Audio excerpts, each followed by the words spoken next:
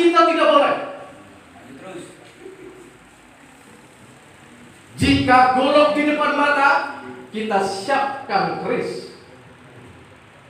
Jika bedil AK-16, kita siapkan pistol. Jika mereka berbicara tentang dalil, kita siapkan dalil-dalil dari kitab Muktabar. Apa mau mereka?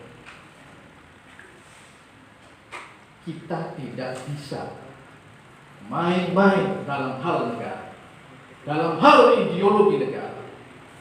Pancasila menjadi ideologi yang final di negeri. Maka saya himbau kepada Banser, ulama NU-nya, pengurus Ansornya, harus benar-benar sinergi, menguatkan rantai-rantai persatuannya ini, menguatkan tali prinsip-prinsip ke-NU-annya ini. Karena dengan inilah kekuatan itu ada.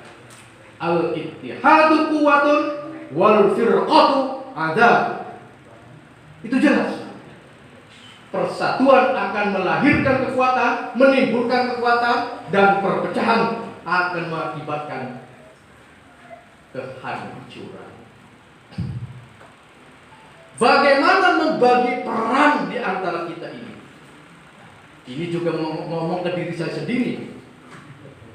Bagaimana peran kita sebenarnya?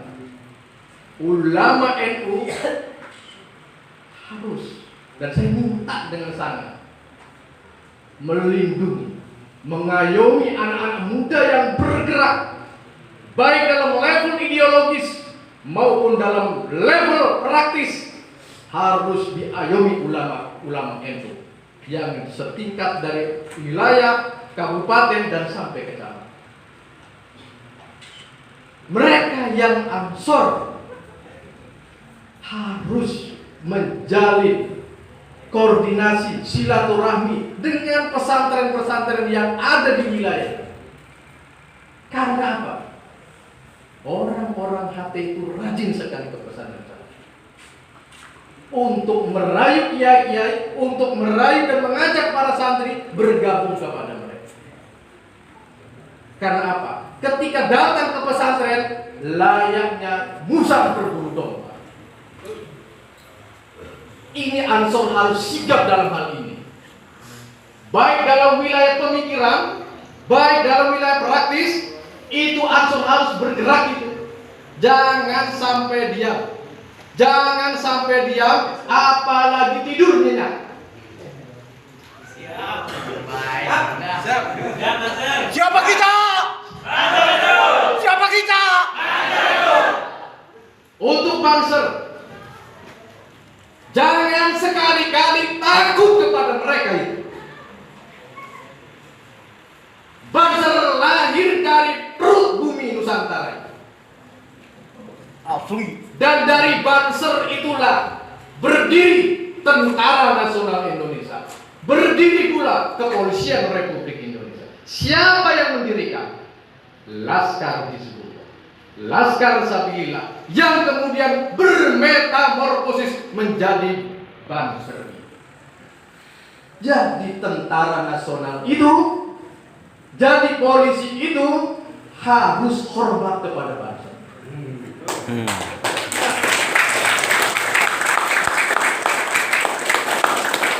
Jangan dibalik, jangan kebalik opini itu.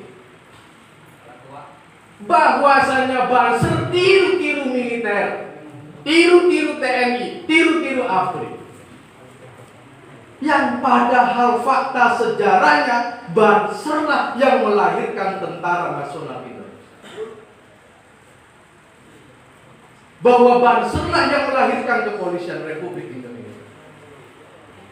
Oleh karena itu, negara ini punya hutang budi lebih besar terhadap NU. Karena kontribusi NU terhadap tegaknya negara kesatuan Republik Indonesia tidak ada harganya. Harganya hanya mati. Maka itulah disebut NKRI harga mati.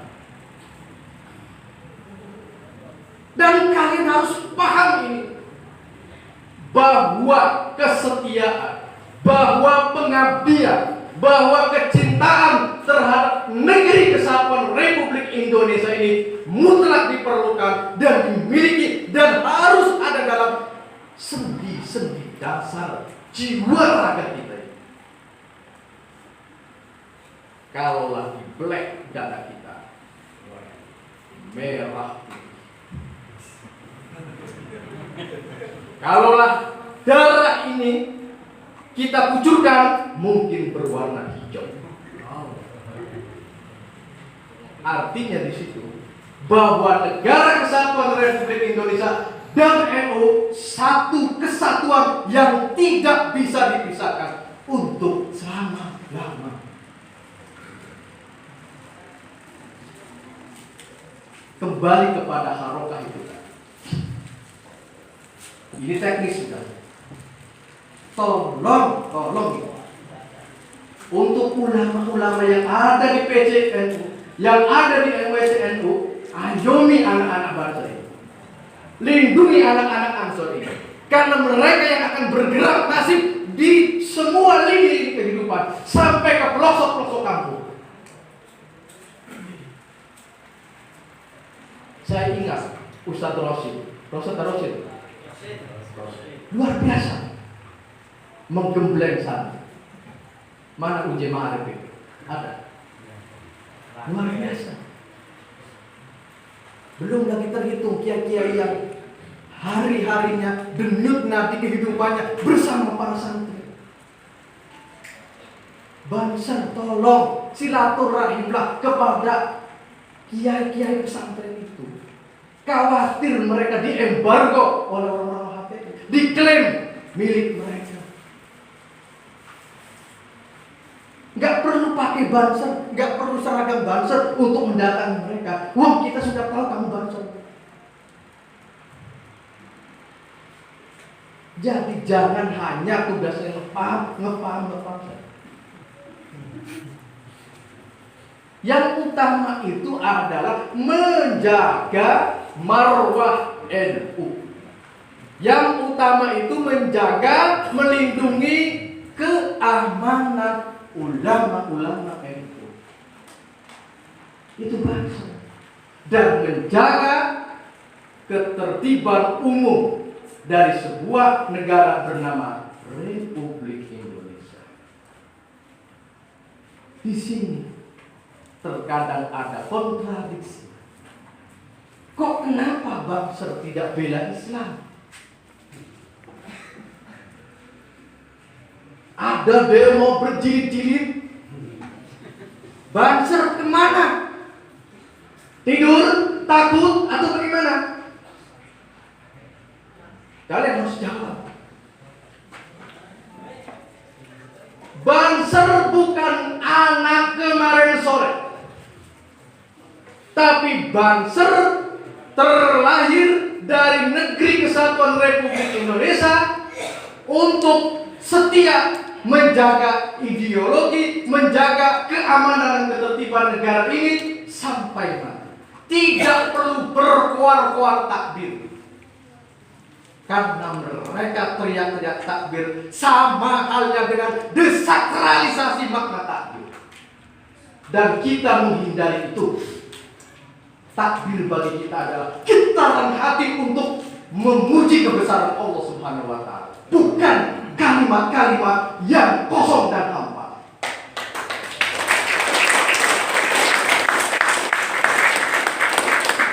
Nabi Muhammad. Kenapa kita tidak pernah menyetujui negara ini berdasarkan Al-Quran hadis? Tahukah tidak bahwa di dalam Al-Quran itu ada ad-dalail subut, ada ad-dalail zoni, ya. Dalil subuti dan dalil zoni. Yang banyak ini adalah dalil zoni. Ayatul ahkamnya itu sedikit daripada kisahnya. daripada nazirnya, daripada wa'adnya, daripada wa'idnya, daripada basyirnya. Ayat akamnya masuk dikit. Lo kenapa harus dipaksa menjadi legal standing dari sebuah negara? Kenapa para kiai pendiri bangsa itu, terutama Hadratus Syekh Hasyim Asy'ari, menolak negara ini berdasarkan Quran hadis? Karena apa? Takdir Allah Subhanahu wa Ta'ala menciptakan bersuku-suku, berbangsa-bangsa di negeri Nusantara. Dan itu tidak akan mungkin disatukan dalam satu agama. Kenapa? Mereka berbeda-beda keyakinan dan agama. Mereka berbeda-beda ras, berbeda-beda suku, berbeda-beda adat, berbeda-beda budaya. Hanya satu yang dikuatkan, hanya satu yang bisa menguatkan. Apa itu? Sebagai kalimatun sawah yang kita kenal kemudian Pancasila. Pancasila. Ya. NKRI. NKRI. 5 dasar ini yang merupakan inspirasi daripada 5 rukun Islam. Dan tadi 3 perjuangan, trilogi perjuangan KNU juga merupakan manifestasi daripada Islam, iman, dan ihsan. Manifestasi daripada syariat, thariqat, dan hakikat. Ini anak bangsa atau orang-orang bangsa ini harus paham dengan situasi, dengan fenomenologi ini. Baik dalam level politik, dalam level ekonomi, harus mengerti Pak. Jangan sampai ada kata-kata nasi kotak, nasbung. Jadi bangsa harus bergerak merangsek ke depan untuk mengambil alih opini yang baik, mengambil alih opini yang positif, bahwa bangsa rajin ke pengajian, menjaga kiai, mengurusi masjid, membersihkan masjid. Ini yang harus ke depan. Dan Rijalul Ansor akan bergerak ke depan, ke muka untuk mengganti peran-peran bangsa yang selama ini sudah bergerak, tetapi juga hasilnya dibully terus. Nah, sekarang Rijalul Ansor bergerak ke depan untuk menyuarakan nilai-nilai NU, menyuarakan nilai-nilai kebangsaan yang kita ambil sebagai prinsip. Insya Allah doakan kami, Amin. agar kuat pikiran, agar kuat badannya, agar kuat staminanya untuk terus mengadakan apa yang dikenal sebagai membumikan NU. Membumikan NU atau bahasa Cikande menghijaukan di tanah yang belum rata hijau. Dan ini adalah perjuangan untuk jangka panjang, the long of struggle. Perjuangan jangka panjang, dan ini prinsipnya adalah perjuangan nilai-nilai kemanusiaan. Gak bisa kalau tidak berprinsip nilai-nilai kemanusiaan dan nilai-nilai Islam akan luntur di tengah jalan. Kenapa? Dasarnya adalah keikhlasan. Kalau sudah ikhlas, apapun bisa diperoleh. Perempuan memberikan cintanya karena ikhlas terhadap laki-laki. Kalau nggak ikhlas, nggak cinta, nggak bakalan ibunya dikasihkan ke laki. Dan juga laki-laki juga harus ikhlas menerima perempuan apa adanya. Jelas ini? Ingat, trilogi perjuangan itu harus diterapkan dalam kehidupan sehari-hari. Memperjuangkan fikrah nahdiyah, memperjuangkan amaliyah nahdiyah, memperjuangkan harokat nahdiyah.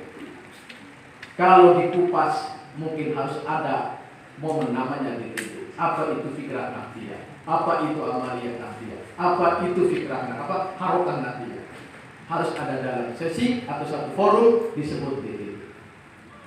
Tapi yang jelas ini sudah mengikuti DDD, oleh karena itu hanya sekedar himbauan. instruksi komando organisasi. Kalau misalkan di Facebook, di Twitter ada yang coba-coba menyenggol nama baik NU, lawan dengan kata-kata. Gak usah lapor sini ke polisi, gak usah, cemen itu. Tapi kalau mereka menantang, datang secara fisik, sekalipun mereka banyak, kita datang sendiri, harus berani. Ya. Kan apa? Panser terlahir ketika masa revolusi.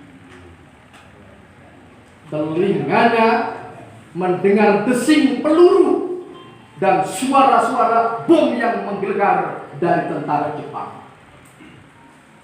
Ini mah baru anak-anak kemarin sore yang baru main medsos. Nggak usah kita mundur satu langkah. Kalau bicara dalil, jawab dengan dalil.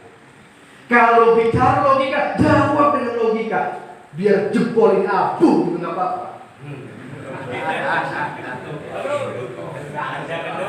Jangan sampai terhenti, totor terus sampai mana dia ngomong.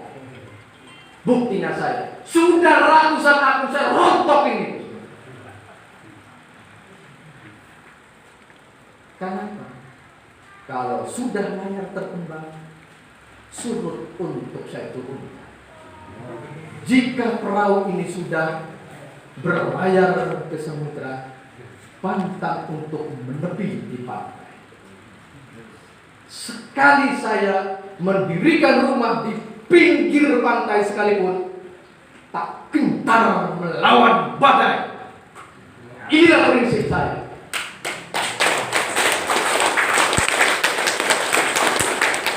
Mungkin inilah yang bisa saya sampaikan. Semoga manfaat, semoga bisa dijalankan. Amin. Terutama kepada kampus. Khususon. Saya tugaskan sebagai politbiro. Ya. Kalau saya suruh culik. Kalau saya suruh gebuk gitu. Tapi gebuknya yang gebuk benar ya. Awas nih, jangan salah memahami. Nah, mungkin itu saja yang bisa sampaikan. Saya minta maaf bila mana ada yang tersinggung, ada kata-kata yang salah. Saya ini manusia biasa, bukan kiai lagi. Hanya minjem ini doang nih, sorban doang.